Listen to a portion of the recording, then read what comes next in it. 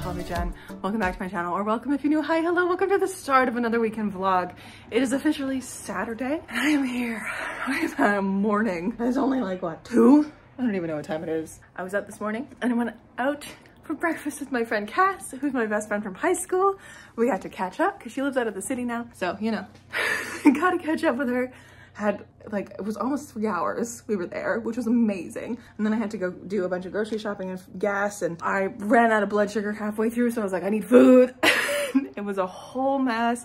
It's so busy in the city today. Hate it. Went to the library, got Spell for Forgetting by Adrian Young, which I did get previously, didn't have time to read it. So I put it back on hold, now I have it. So love that for me. And yesterday, I went to McNally with my friend Sophie. She was like, hey, do you just want to go to McNally? So I was like, yeah, after my piano lesson, I will meet you there. So I met her there, and I bought 2 things. I did not break my book buying ban. I mean, technically I did, but I didn't. I'm not counting it because I've already read this. This is the Green Witch. You guys know from my last weekend vlog. I got it from the library, and I kept saying to myself, like, I wish I would own this. So I got this one from the library.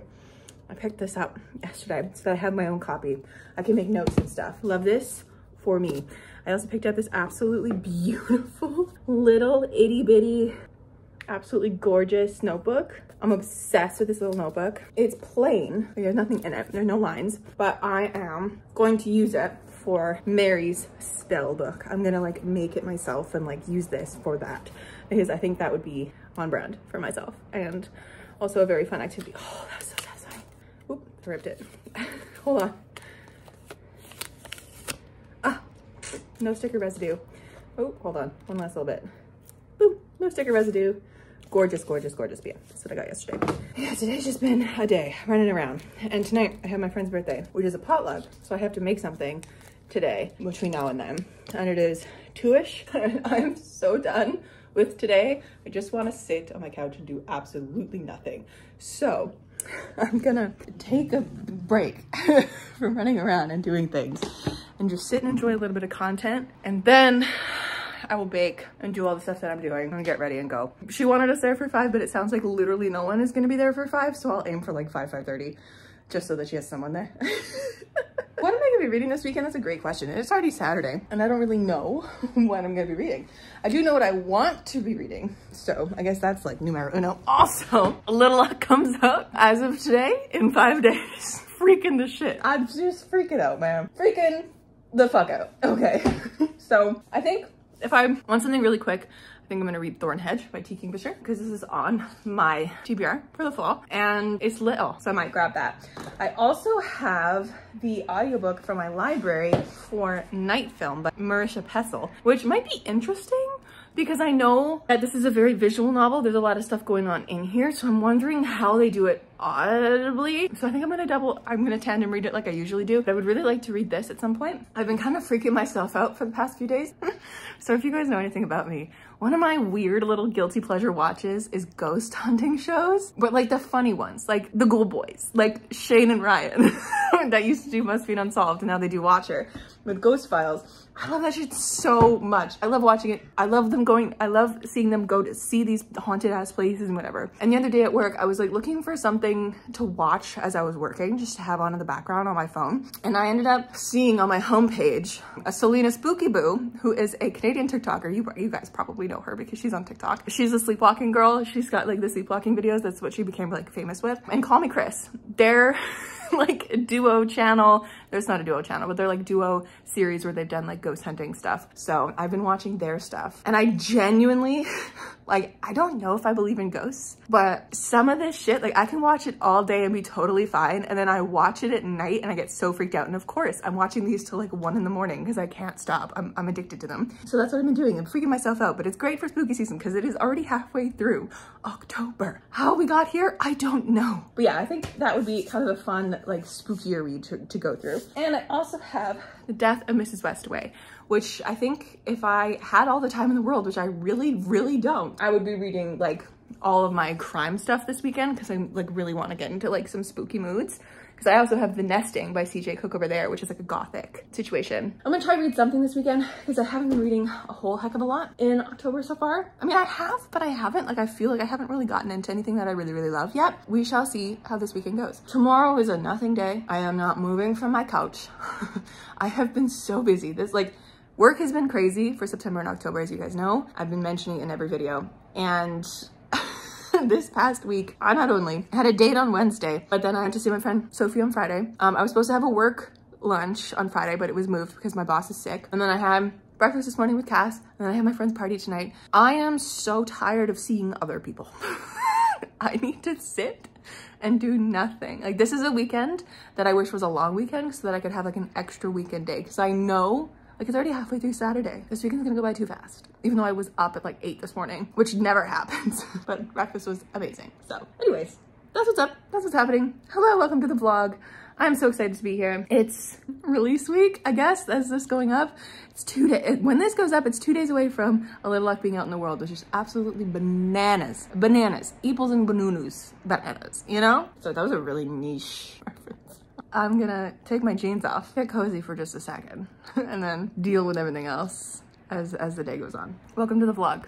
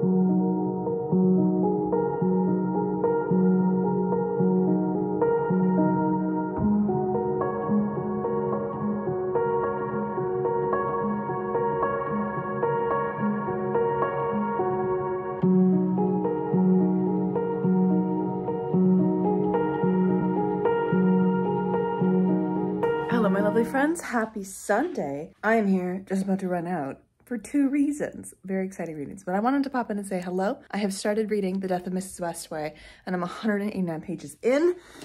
I also read Thornhedge earlier, which I'll tell you about later. But the most exciting thing is that I'm about to go see my book in a bookstore. Literally, I'm not. So, this past week, as I was getting A Little Luck ready for, you know, or not really getting A Little Luck ready, just like watching to see if A Little Luck would pop up on pre-order for a bunch of places, because I'm just waiting for Ingram Spark to get their life together. Not Ingram Spark. Ingram Spark has their life together. I'm waiting for everyone else to get their life together and get my book into their system so that people can pre-order it, because it's coming out Thursday. And as so far, it is in only the US system and the UK system, I do believe. But for the Canadians, it's not in our system yet, because of course it's not. It took A Second Story to get into the system so long. Anyways, as I was searching this up, I would search my name, like my author name specifically, just to see if like anything else would come up. And in a lot of places, Windgraph was coming up too, issue 4, which is great because I'm in that, which is really exciting. But I noticed when I looked at McNally, which is a local bookstore here, that A Second Story, underneath all the books, when you search in their system, they have like their 3 main locations. There's 2 here and then there's 1 in Saskatchewan. And one of them had a green check mark, which to me means that it's in stock. Which I was like, okay, knowing a lot of bookstores, if it says like 1's in stock at Indigo, usually it's not in stock. Like it just hasn't updated in their system, or it's like a little glitch and they don't have it. But my friend used to work for McNally. So I like posted a screenshot in the chat, in our group chat. And I was like, hey, does this mean what I think it means? Does it mean that my book is in stock right now? And she was like, you know what? It probably does. Or someone has ordered it and they have yet to pick it up. And I was like, okay, either way, so super cool. My book could be in a bookstore. So when I went to McNally with Sophie, I went out for coffee with Sophie that night. Not really coffee, for cake on Friday night. I personally scoured the store before she got there. And then when we were there, we kind of like, I just kept my eyes open for it. And it wasn't in any of the areas that I was like, it's not in fantasy. It's not accidentally misshelved in literary or in YA. It's in none of these places. So I was like, okay, that's fine. Like, it's just not in store. Someone's probably ordered it. I even asked one of the cashiers. He was woefully unhelpful. I even told my friend Hannah, I was like, I asked somebody and he said that like they'd sold 2 copies, but he was just like, shrug. And she's like, he could have told you where it was shelved, because Hannah and Samuel, her boyfriend, were at a book launch yesterday, because there's lots of events at McNally. And she sent a picture of my book shelved in store. It was in a completely different area and I didn't even think to check. So I'm fully like, I gotta go visit my child, you know? So I think that's what I'm gonna go do. I think I'm gonna go visit my book in store, which is gonna be absolutely bananas. I don't know if I'm gonna like have the wherewithal to be like, hey, can I sign it? I might just go and like say hi to it and then leave, because I am also going to Mom and Dad's for dinner. So let's go see my book in a bookstore.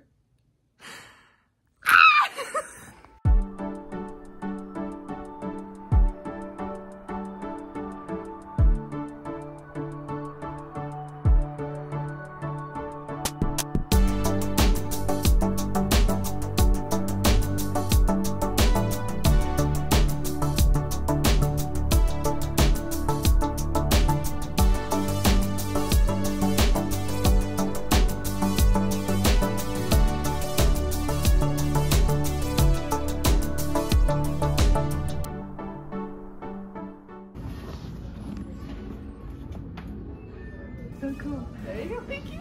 We'll go put it back. Thanks.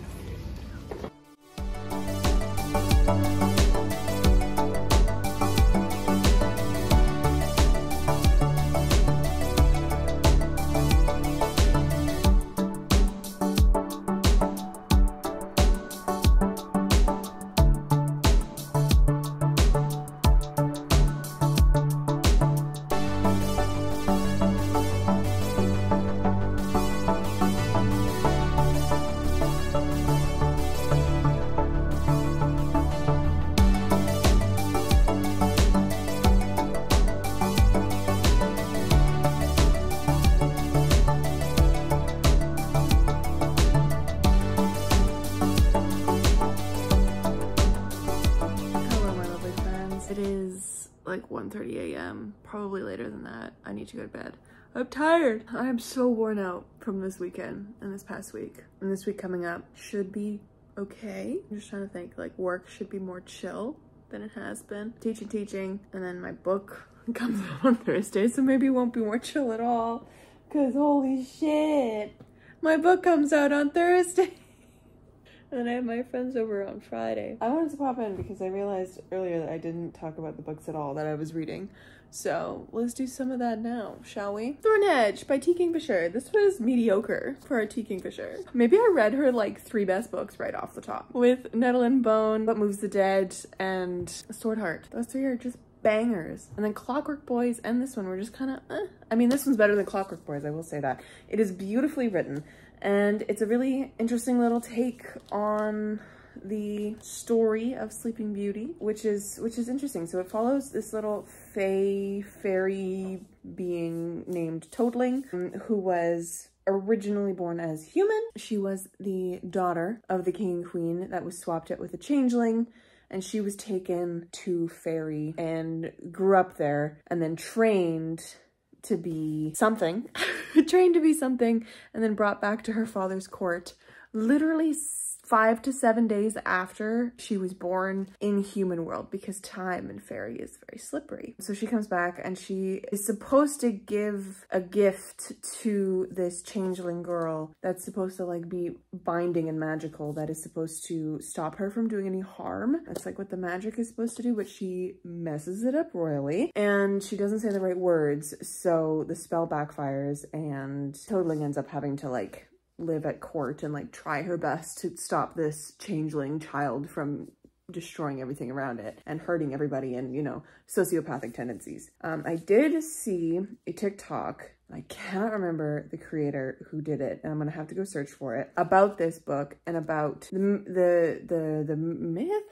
Is it a myth? I don't really know, but like the idea of changelings and what they represent with the disability community and that kind of stuff, and that this, I believe, was not good in their eyes. I'm gonna have to go look at the TikTok because I don't know anything about that. I don't have any knowledge on the changeling stuff. So I will have to go do my research on that. I have to go look up that TikTok. Like removing it from the changeling lore in our world and how it is tied to disability and neurodivergency. I think this book was just okay. Like, it was beautifully written. T. Kingfisher's writing is absolutely stunning. And it was very, very short, bite-sized, and delicious. I just kind of question a few of her choices in here. I don't know. I question a couple of her choices, namely with the knight figure that comes in. So most of the story is, it's about a 50-50 split. So it starts with Toadling like 200 years or more like ahead of the events that caused her to be, you know, Toadling, essentially. And she is guarding the tower that is surrounded by brambles and hedges and is overgrown and whatever, like the kingdom that's fallen to ruin. And she's like guarding it and keeping out princes and people who are trying to get through because of the stories that are told about the maiden and the tower and whatever. And at this point, civilizations have risen and fallen, and she doesn't really know like what time it is in the world anymore because like time is slippery for her. Then this knight comes along. His name is Halim. I think his name is Halim. Halim, yeah. And he is a Muslim knight, which is an interesting choice. That's one of the choices that I question T. Kingfisher's inclusion of. I don't really know what her point was including specifically Muslim religion in this. I don't know. If you know, reader, dear watcher, if you know, let me know. That'd be really interesting to kind of like look into myself, why she decided to choose a Muslim knight, you know, instead of going full anglicized like this whole story is. I guess it's not really anglicized. Isn't this myth like technically French? I could be wrong. I could be really wrong. I can't remember if Sleeping Beauty is French or not. Anyways, so it follows Toadling and Halim as they like kind of get to know one another briefly, and then like he leaves after talking to Toadling, and Toadling's like, no, you're not getting into the castle. There is no castle. And he's like, are you sure there's no castle? And she's like, no castle? What? Castle? Who? Terrible liar. And he's just like, are you the maiden who's cursed? And she's like, absolutely not. And she's like a complete like fae being, and he's just like, are you cursed? And she goes, absolutely not. And he says, I don't believe you. And like goes and gets a bunch of curse breaking stuff and then comes back to try and save her like a sweet bean. That's one thing I love about T. Kingfisher. Her men in her stories are always lovely and just so sweet. I adore them so much. Anyway, he comes back and then they go to the keep, and she like shows him where the sleeper, as she calls it, is living. And then spliced in with that story is Toadling's like backstory leading up to like, you know, the events with the changeling child and Toadling's dismantling of this kingdom, essentially. Not willing dismantling, of course. But yeah, so there's a lot going on for a really tiny little book, and it's definitely fairy tale-esque. I think what it is for me is I just don't love retellings as much as I thought I did, or like as much as I want to in most cases. I think when it comes to such a well-known story like Sleeping Beauty, this is a really interesting take on it, but like I don't really find anything interesting or engaging in it because I know the myth and story of Sleeping Beauty because of Disney. So yeah, I think that's my thoughts on that. I mean, what I really find interesting is her like literary rewritings, like with What Moves the Dead, because that was a rewriting of Edgar Allan Poe's The Fall of the House of Usher, which I thought was brilliantly done. So maybe it's like, I don't like retellings of myths, but I like the restylings and rewritings of like literary stories that are really prolific. Maybe that's what it is. Anyways, that's Thornhedge. And then today I also started The Death of Mrs. Westaway, which I am 189 pages in and nothing has fucking happened. I am intrigued and the story is moving nicely and it's going fine. But like, it's not creepy, it's not thrillery. Also, like, couldn't care less about what's going on, except I do kind of care. Like, I'm on the periphery of caring about this book. I really couldn't tell you why. So this follows Hal Westaway, or Harriet Westaway, and she is so down on her luck. Homegirl is ruined. She's lost her mom. She has no money.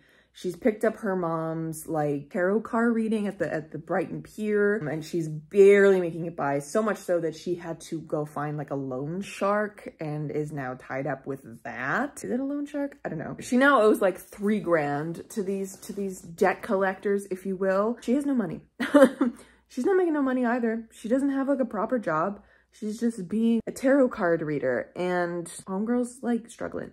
She gets home one day, basically gets a letter from this lawyer guy, and the lawyer guy's like, hey, your grandma just passed away and has you written in her will. This is when we're meeting to discuss the will. You are part of the will, blah, blah, blah. And she's like, my grandma's been dead for 20 years. They found me, but I'm not the right family member that they're looking for. Like, something went wrong. And so then she's just like going back and forth between telling the truth and just being like, sorry, you have the wrong person, or ingratiating herself in the family and getting a couple grand out of it so that she can, you know, get back on her feet a little bit. And then like the debt collectors come to call and like threaten her with bodily harm, and she's just like, all right, I guess I'm going to this funeral.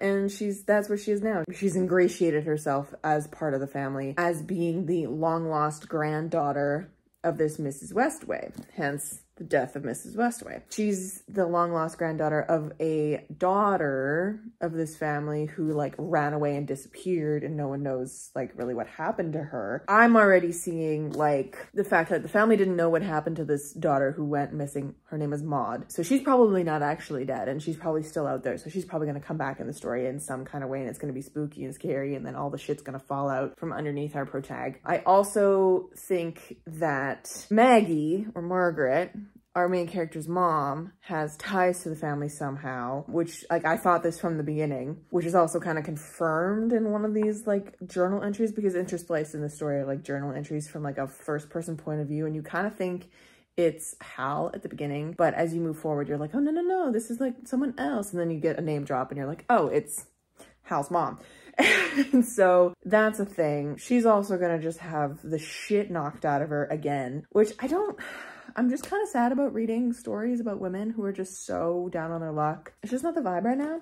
So I don't know, but like I was listening to the audiobook and it's a very, very easy listen. So I was listening to it as I was crocheting and I was just like, you know, along for the ride. But like, this is supposed to be a thriller and I am not thrilled. And I'm this far in. When does it get thrilling? I'll probably keep reading this at some point. But yeah, I have the audiobook through Script. I was gonna start Night Film or this one, and this one was calling to me. So maybe I'll start Night Film at some point. But yeah, that's the reading of the weekend. Love that for me. Speaking of books, went to go see my book today in store. Absolutely so fun. I'm still reeling. It's so surreal. That is a dream I've had as a kid, since I was a kid. Like, I would be in the stores being like, Mom, like this is where my book would be, like finding like, you know, alphabetically on the shelves. And my friend Cass even was like, one day, like, your book are gonna be in stores and it's gonna be so cool to like go in and like see my best friend's book on the shelves. And I'm like, wouldn't that be cool? And that literally happened today. Like, I walked into a store and I saw my book on the shelves.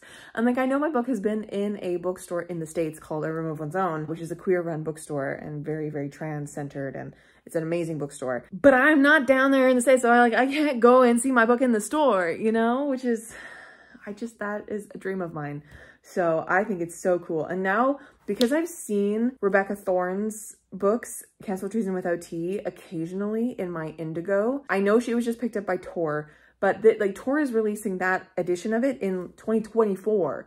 So like the ones that Indigo have are the self-published version. So I'm just like, now I'm like paranoid, and I check every time I go in a bookstore to see if my book is just snuck in somehow. I know like that's not a thing because I'm not a big, you know, TikToker or author or anything. I've literally sold like 200 copies of my book, which is great for an indie author, especially one who's just a debut, but like that's just not something that'll happen. But like, also, how the fuck did my book get into McNally? That's what I would like to know. Also, it's shelved in such a weird place. Like, it's shelved in LGBT interest. And I'm like, why is it not just in the fantasy section?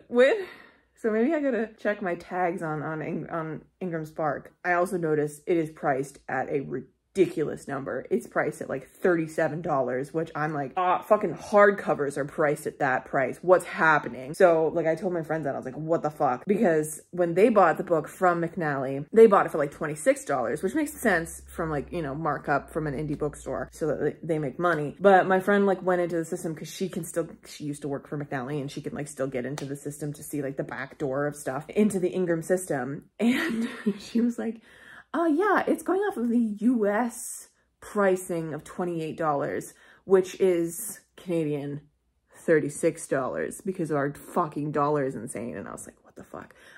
Because I know I've priced the Canadian one slightly like even with the US because I made sure. I was like, I know like our dollar is so whack that like that's one thing that I hate seeing on books is the price differential between US and Canadian. So I like price them relatively similar. I'm just like, why isn't it going off of the Canadian system pricing? It's going off the US pricing. So I've adjusted all the pricing in Ingram again. So hopefully that'll even out that bullshit. I don't want people paying $40 for a book of mine. That's ridiculous amount of money. Absolutely not. But I will say you can now pre-order A Little Luck anywhere.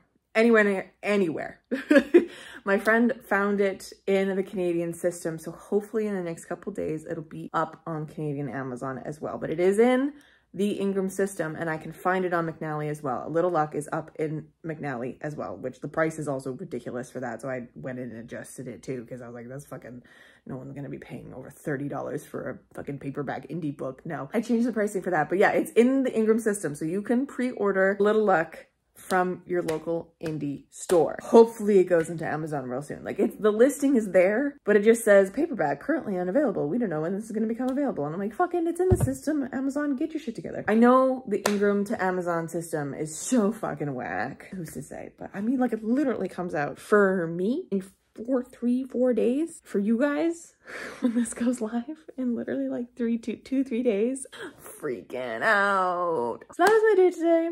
Very fun. That was my reading today. Very fun. I've also been crocheting. I'm doing a sweater that is inspired by this picture of Winnie the Pooh because I just want to live in this coziness. I also picked up I got an order, I shouldn't say picked up, of the Karen Cake Perfect Phasing yarn. It's not really showing up really nicely on my camera, but it's like a beautiful purple. And it's like a purple to white phase, which is beautiful. Because that was the one thing I didn't really like about the previous sweater that I did with the, like, it's very stripy and it wasn't the vibe. So what I decided to do is I decided to do another hexagon sweater, a pullover.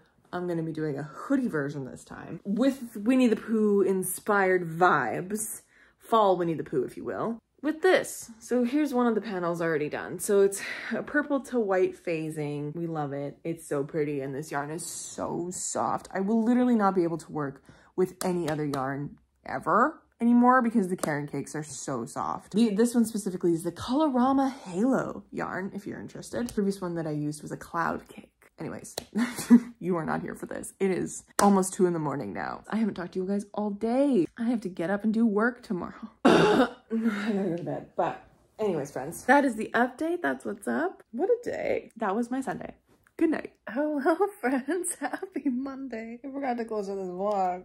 I've just been sitting here scrolling absently online. Hadn't closed out this vlog yet, but that's okay because here I am now. We have reached the end of the vlog. Thank you guys so much for hanging out with me this weekend. It has been a really super busy weekend, but also really fun and fulfilling and really cool in different ways. I got to see so many of my friends this weekend. I got to have great conversations with them. I got to also see my book in a bookstore. What the frick? I also read a book. I ended up giving Thornhedge only 2.5 stars. I have yet to go look up that TikTok I was mentioning, but I will do that so that I can, you know, be better informed. I've read about 200 pages of The Death of Mrs. Westaway. I'm considering DNFing that. I'll probably give it another try just to see if it picks up at all, but who's to say? There's better books out there. I have so many other books on my TBR and on my list. I also officially broke my book buying ban today momentarily, for a very good reason, because I ended up buying 2 Palestinian author books. One of them is called Minor Detail, and the other one, oh gosh, what is it? Oh, I can't remember the exact title. I can like picture the cover in my mind so well, but just from being on TikTok and seeing everything that's going around with Palestine and the genocide in Palestine right now, and the absolute atrocities in Gaza happening, it felt weird just putting these on hold at the library. So I was like, you know what? I'm gonna break my book buying ban. I don't mind. I'll break it for these 2 and then I will just go right back on it and not get anything else for the rest of the year, because I really want to read these like right now. And I think Minor Detail was available at my library in like the next few weeks. And then the other one, which is called Against the Loveless World, wasn't for the next couple months. So I really would like to read them now. And I believe there's also a readathon going on TikTok. Gosh, I can't remember the name of it. My brain is just awful, but there's a readathon. If you go on my TikTok page, I've reposted a lot of videos on the repost tag.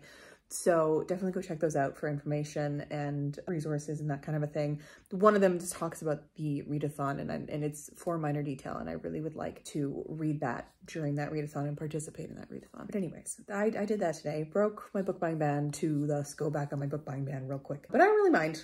It's supporting Palestinian authors, and I don't think I've ever read a book by a Palestinian author before, so I'm very excited to get my hands on those and read those. I think Minor Detail is actually a novella? Question mark? I've heard someone say it was a novella. So yeah, when I know more about those, I will tell you all about them. I will read them. They're going to be boogieing up my TBR for sure. So excited about that. But anyways, friends, I hope you're all doing well. I hope you're all taking care of yourselves, and I hope you're definitely staying educated and keeping your eyes open and not looking away from the atrocities that are happening in the world right now. I hope that as humanity continues on in the age of the most connectivity and visibility in the world, that we can all move forward and be better and help. And I have no words. So I'll leave it there. What a weird way to end a vlog. But yeah, thank you guys so much for watching. I'll catch you in another one very soon. Stay kind and keep on reading.